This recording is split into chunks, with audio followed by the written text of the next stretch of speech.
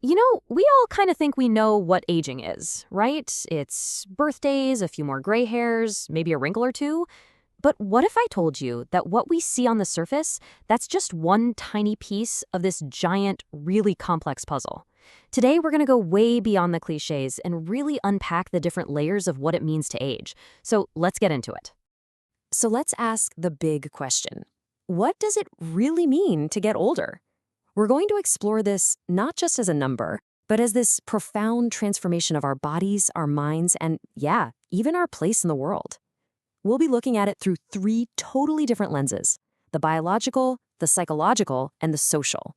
All right, first up, let's look at the biological blueprint. We're talking about the fundamental physical changes that are happening inside every single one of us.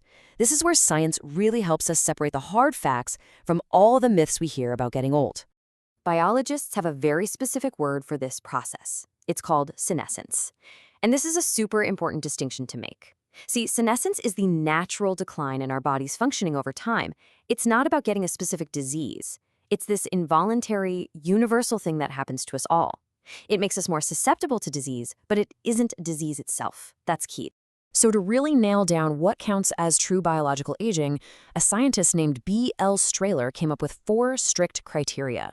For any change to be considered part of the aging process, it has to be 1. Universal. Everyone in the species goes through it. 2. Internal. It has to start from inside our bodies. 3. Progressive. It's a slow, gradual change. And finally, number 4, it has to be harmful, meaning it reduces our body's ability to function over time. Let's double-click on that second rule for a second. Internality. This one is so important for understanding the difference between aging and just lifestyle damage.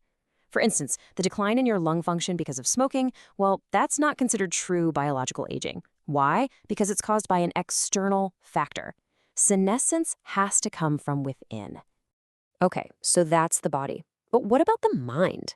This is where we make the jump from biology to psychology. Because getting older isn't just about what's happening to ourselves. It's also about how we think, our sense of self, and how our whole identity evolves. There's this huge stereotype that as we get older, our minds just decline, right? But it's actually way more nuanced than that. The psychologist Paul Baltas showed that there are really 2 kinds of intelligence. First, you've got fluid intelligence. That's the quick, mechanical stuff, how fast you process things, your short-term memory, and yeah, that part can slow down a bit.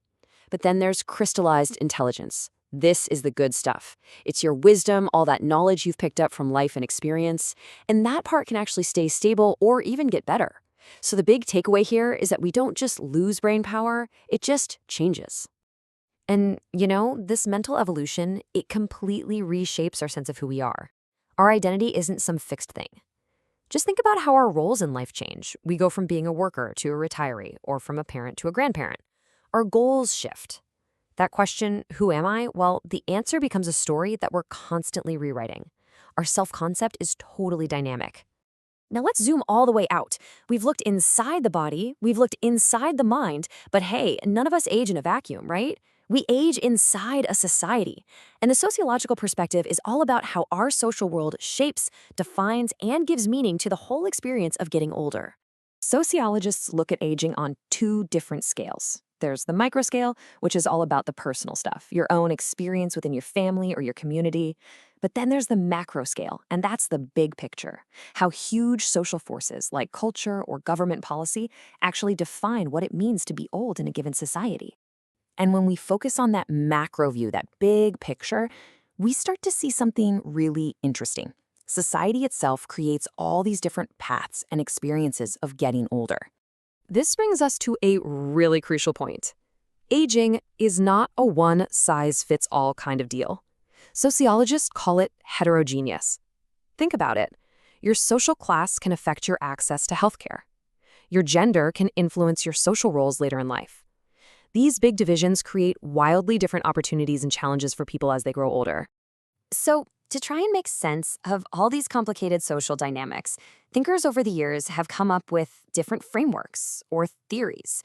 And these aren't just abstract ideas. They're like different lenses that help us see how our whole understanding of social aging has changed over time. And you can literally trace this evolution.